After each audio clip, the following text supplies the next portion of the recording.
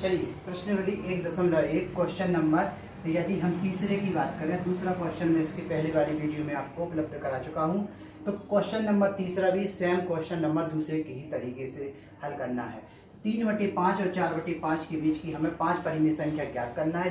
जैसा कि मैं पिछली वीडियो में आपको बता चुका हूं, यदि हमें 5 परिमेय संख्या ज्ञात करना है तो 5 से हम एक अधिक लेके 5 से एक अधिक हमारा होगा 6, उसका गुणा हम अंश और हर में करेंगे। तो यहाँ हम क्या लिखेंगे कि 3/5 और 4/5 के बीच 5 परिमेय संख्या ज्ञात करने के लिए हम अंश व हर में 6 से गुणा करेंगे। तो 6 से गुणा करने पर हमें क्या प्राप्त होगा, 3/5 में यदि हम अंश और हर में 6 से गुणा करेंगे तो 6 3 18 और 6 5 30, और 4/5 में अगर हम गुणा करें तो 4 6 24 और 5 6 हमारा क्या होगा 30। हम जानते हैं, क्या जानते हैं हम, कि 18 और 24 के बीच में कौन कौन सी संख्याएं होती हैं, 19 20 21 22 23 24, क्योंकि 18 19 से छोटा है, 19 20 और 20 21 21 22 22 23 और 23 24 से हमारा क्या है, छोटा है। तो हम क्या कह सकते हैं कि 3/5 और 4/5 के मध्य परिमेय संख्या हमारी कौन कौन सी हो जाएंगी, 18 के बाद हमारी 19 हो जाएगी, 19 हालांकि चूंकि हमारा हर सभी में एक जैसा है तो यहाँ भी हम एक जैसा सेम लेंगे, 19/30 और 20/30, 21/30 और 22/30 और 23/30। इस तरीके से हमारी ये क्या हो जाएंगी, 5 परिमेय संख्या हो जाएंगी। धन्यवाद।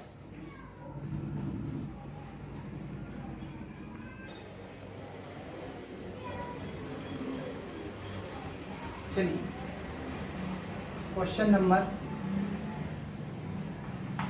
नंबर अगर हम 5वें की बात करें, क्वेश्चन नंबर हमारा 5 है।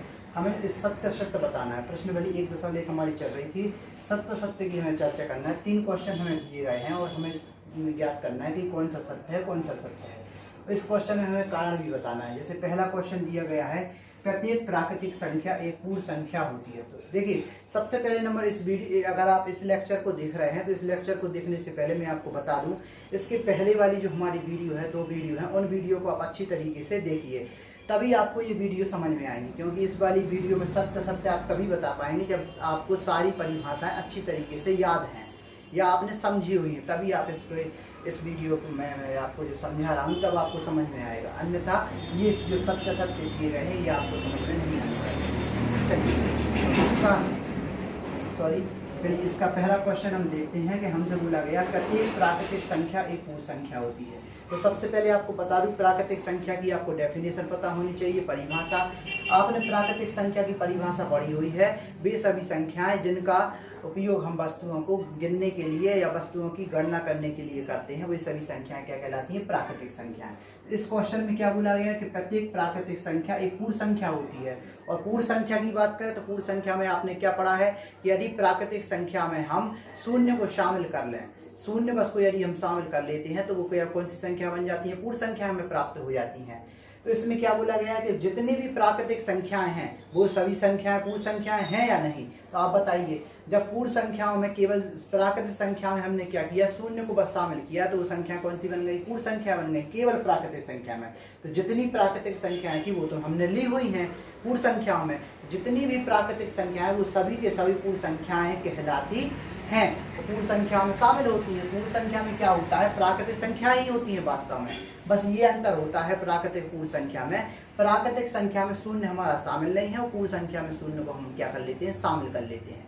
तो हमारी कौन सी संख्या बन जाती है, पूर्ण संख्या। तो हम कह सकते हैं कि कथन हमारा क्या है, सत्य है, क्योंकि हम जानते हैं कि प्रत्येक प्राकृतिक जो संख्या होती है वो हमारी क्या कहलाती है, पूर्ण संख्या कहलाती है। दूसरे क्वेश्चन की ओर चलें, प्रत्येक पूर्णांक एक पूर्ण संख्या है। प्रत्येक पूर्णांक एक पूर्ण संख्या है, मतलब अब सबसे पहले नंबर तो जितने भी पूर्णांक हैं, प्रत्येक जो पूर्णांक है वो क्या पूर्ण संख्या है। हम इसको क्वेश्चन को करने से पहले हमें पूर्णांक की परिभाषा पता होनी चाहिए। पूर्णांक की परिभाषा क्या है, पूर्णांक की परिभाषा हमने पढ़ी हुई है कि जितनी भी हमारी पूर्णांक संख्या, जितनी भी हमारी पूर्ण संख्या है, यदि हम पूर्ण संख्याओं में ऋणात्मक संख्याओं को शामिल कर लेते हैं तो हमारी क्या बन जाती है, पूर्णांक संख्याएं।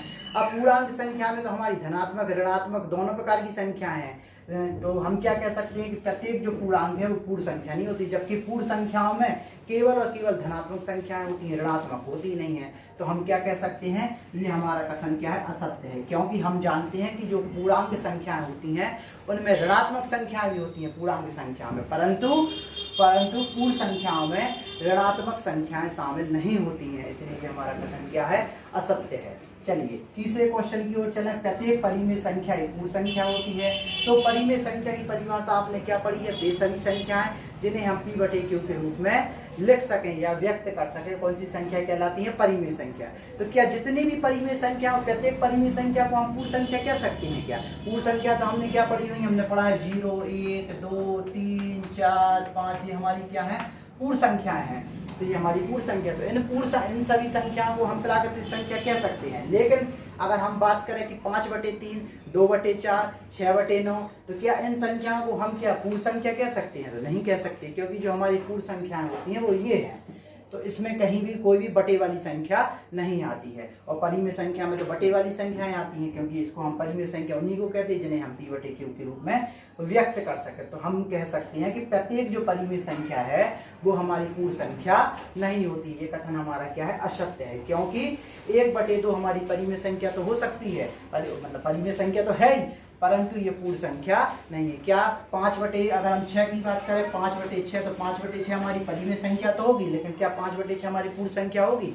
नहीं होगी। तो ये हमारा कथन क्या है, असत्य है। एक बार फिर से कह दूं, वीडियो देखने के बाद वीडियो को आप शेयर, लाइक, और अगर किसी प्रकार की समस्या है तो उस समस्या को आप कमेंट कर सकते हैं, तो उसका आपको समाधान कराया जाएगा।